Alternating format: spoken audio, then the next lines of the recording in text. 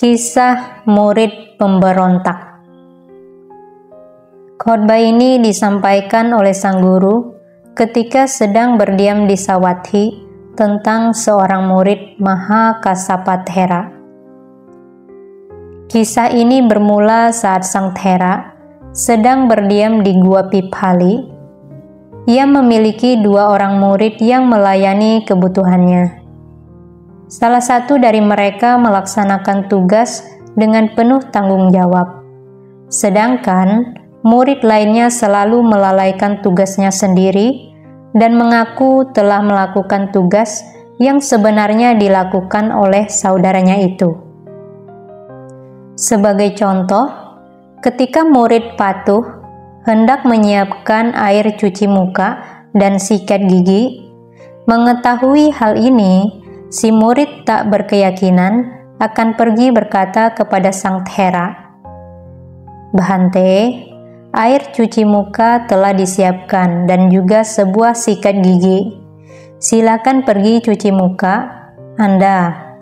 Dan ketika tiba waktunya untuk menyiapkan air cuci kaki serta air mandi, ia juga menggunakan siasat yang sama.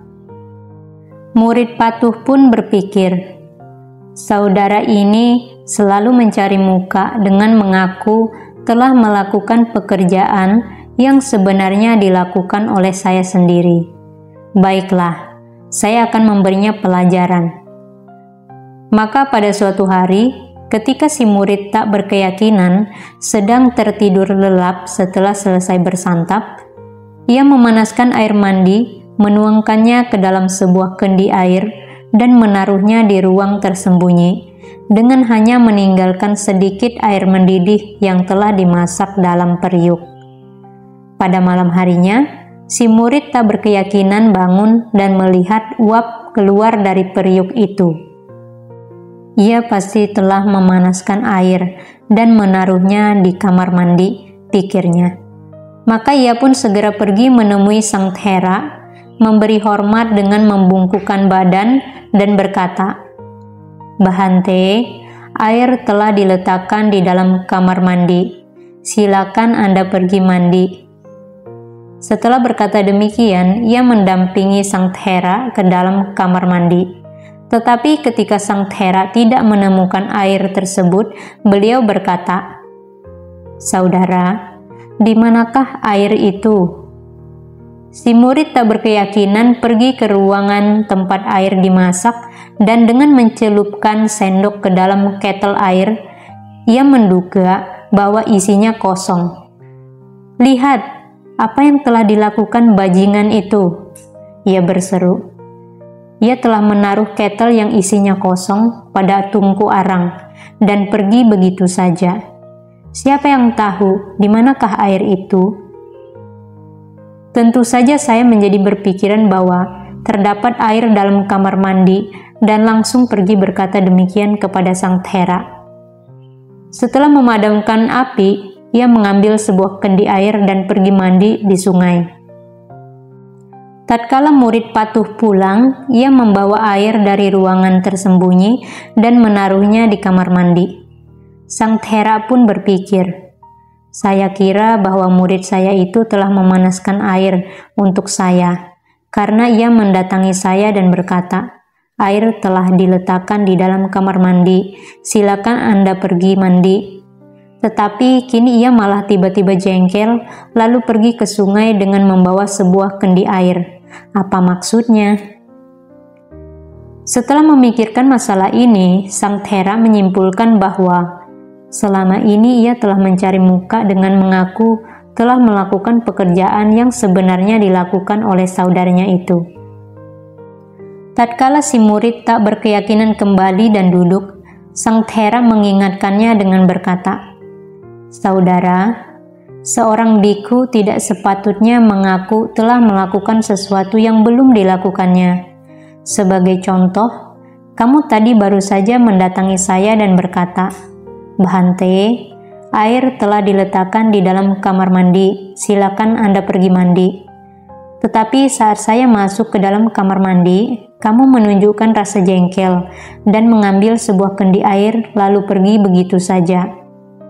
Seseorang yang telah menjadi pabajita sepatutnya tidak berbuat demikian. Murid tersebut merasa sangat tersinggung. Ia berkata kepada dirinya sendiri, "Lihatlah apa yang telah dilakukan Sang Thera. Mengapa ia berkata demikian kepada saya hanya karena sedikit tetes air?" Pada keesokan harinya, ia menolak untuk mendampingi Sang Thera pergi berpindah patah. Oleh karena itu, Sang Thera membawa serta muridnya yang lain ke sebuah tempat tertentu. Ketika Sang Thera telah pergi, si murid tak berkeyakinan pergi ke rumah seorang umat penyokong kebutuhan Sang Thera. Umat itu bertanya kepadanya, "Bhante, di manakah Sang Thera berada?" Sang Thera merasa tidak enak badan sehingga beliau tetap tinggal di dalam wihara. "Lalu apa saja yang beliau perlukan, Bhante? Berilah makanan semacam ini dan itu kepadanya," kata Samanera tersebut yang berpura-pura bahwa Sang Thera telah meminta dirinya untuk berkata demikian. Maka mereka pun menyiapkan makanan tertentu yang dimintanya dan memberikan makanan tersebut kepadanya. Ia mengambil makanan itu lalu ia sendiri memakan makanan tersebut dan kemudian kembali ke wihara. Saat itu, Sang Thera telah menerima jubah berukuran besar dan berkualitas bagus dari umat pengikutnya, dan jubah tersebut beliau berikan kepada Samanera yang mendampinginya. Samanera mengeringkan jubah itu dan memakainya sebagai jubah luar. Pada keesokan harinya, Sang Thera pergi ke rumah umat pengikutnya tersebut. "Bhante," kata mereka, "Samanera Anda berkata kepada kami bahwa Anda tidak enak badan, dan oleh karenanya kami menyiapkan makanan yang ia sarankan lalu mengirimnya untuk Anda. Terbukti bahwa setelah memakan makanan itu, kesehatan Anda pulih kembali." Sang Thera tidak berkata apapun, tetapi beliau malah kembali ke wihara. Pada malam harinya, ketika Samanera nakal datang dan duduk setelah memberi hormat dengan membungkukkan badan, Sang Thera berkata kepadanya, "Saudara, kemarin saya diberitahukan bahwa kamu berbuat hal semacam demikian. Perbuatan demikian tidak pantas dilakukan oleh seorang yang telah meninggalkan keduniawian. Kamu tidak sepatutnya memakan makanan yang kamu peroleh dengan meminta melalui isyarat." Samanera menjadi berang dan menaruh dendam terhadap Sang Thera. Ia berkata kepada dirinya sendiri, "Kemarin hanya karena beberapa tetes air, ia menyebut saya sebagai seorang pembohong. Hari ini hanya karena saya memakan segenggam penuh makanan yang diberikan pengikutnya kepada saya, ia berkata kepada saya, 'Kamu tidak sepatutnya memakan makanan yang kamu peroleh dengan meminta melalui isyarat.' Selain itu, ia memberikan sebuah jubah lengkap kepada muridnya yang lain. Oh, Sang Thera telah memperlakukan saya dengan buruk. Saya akan mencari cara untuk menagihnya." Pada keesokan harinya, ketika Sang Thera memasuki desa untuk berpindah patah, ia ditinggal sendirian di wihara, sehingga ia pun mengambil sebuah tongkat lalu memecahkan semua kendi yang digunakan untuk makan dan minum, membakar gubuk Sang Thera yang terbuat dari rumput dan dedaunan, membelah segala sesuatu yang belum hangus terbakar dengan kapak, dan kemudian pergi melarikan diri. Setelah meninggal, ia terlahir kembali di neraka Awici. Orang-orang membicarakan kejadian tersebut. Mereka mengatakan bahwa seorang murid Sang Thera tidak tahan mendengar sebuah teguran. Karena merasa dihina, ia membakar gubuk Sang Thera yang terbuat dari rumput dan dedaunan, lalu pergi melarikan diri. Suatu ketika, seorang bikhu meninggalkan Rajagaha dan berkeinginan melihat sang guru. Ia datang ke Jetawana, lalu memberikan penghormatan kepada sang guru. Sang guru menyapa salam hormat darinya dengan ramah dan bertanya, "Dari manakah kamu datangnya?" "Dari Rajagaha, Bante." "Apakah siswa saya Maha Kasapa Thera baik-baik saja?" "Ia baik-baik saja, Bhante." Namun salah seorang muridnya merasa terhina hanya karena sebuah teguran kecil.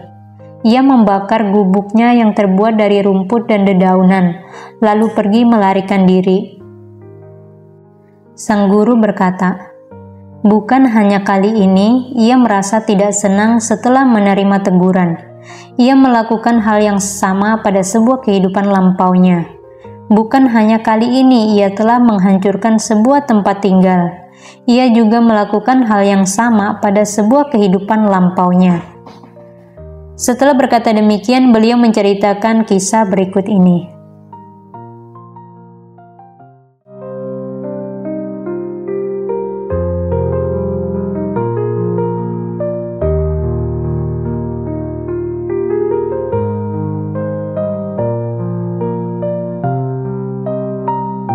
Kisah masa lampau, Kera dan burung singgila.